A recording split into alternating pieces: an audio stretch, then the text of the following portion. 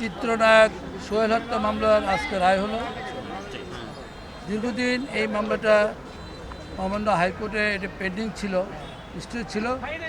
পরবর্তীতে এটা হাইকোর্টে অ্যাপিল ডিভিশনের নির্দেশনা অনুযায়ী এই মামলাটা দ্রুত বিচার আদালত দিয়ে এই মামলাটা বিচারাধীন ছিল এবং সাক্ষ্য গ্রহণের মাধ্যমে আজকে মামলা চূড়ান্ত যে রায় সেটা আজকে দেওয়া হলো।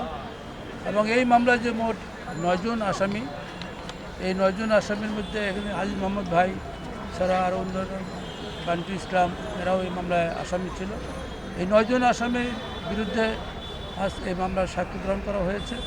যে আজকে যে আদালত যে সিদ্ধান্ত দিয়েছে, যে রায় দিয়েছে, সেখানে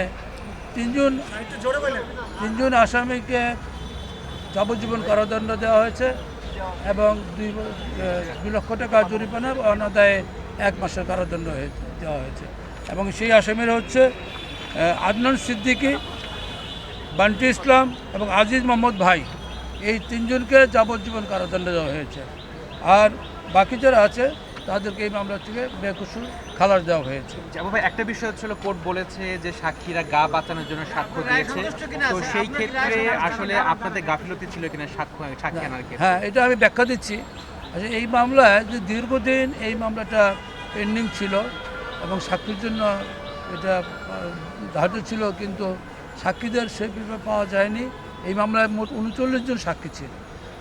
আর সবচেয়ে বড় কথা হচ্ছে যে এই মামলায় যে আইও সাহেব ছিলেন, উনি মারা গেছেন।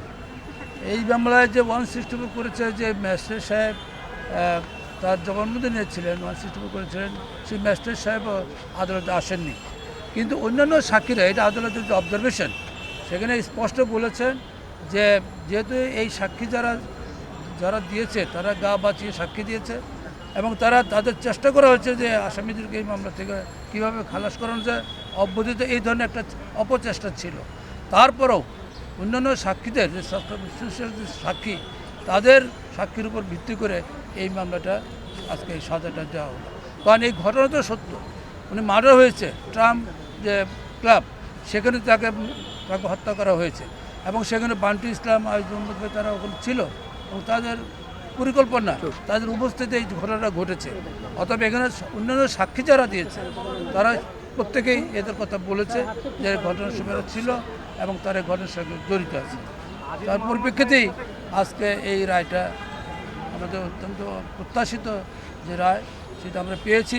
তারপরেও এখন আমরা দেখব যে অন্যান্য যে আসামি যাদেরকে খালাস দেওয়া হলো, পূর্ণাঙ্গ রায়টা পেলে আমরা যদি দেখব যে যদি এটা আপিল করা যায়, সেটা আমরা